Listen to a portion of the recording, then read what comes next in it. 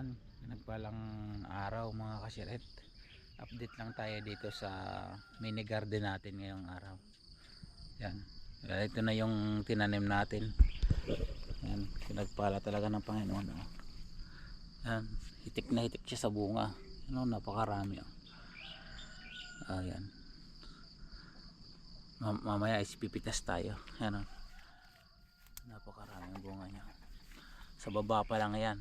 Ito yung pinaka first fruit niya. Haba. Ano, napaka talaga siya. Stress reliever pag tatanim-tanim tayo sa bakuran. Yan, napakaraming bunga. Alright. Yan, i-maximize natin yung maliit na bakuran. Magkakaroon tayo ito. Mga pwede nang pitasin yan, mga yan. Ano, kasi bibilihin pa natin.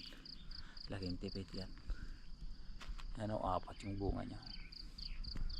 Yan, dito pa lang yan sa baba. Konti pa lang yung gumapang doon sa taas. Marami na rin mga dito, busel. Yan, dito sa pangalawang layer. Yan ang pinakamaraming bunga ngayon. Yung first na bunga kasi yun sa puno pa lang. Yan.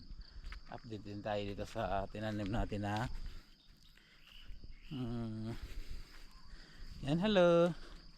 Alright. Yung aso natin na mabait. Ayun, din si Sinky. Ito siya mga kasiret. Yan, malalaki na rin.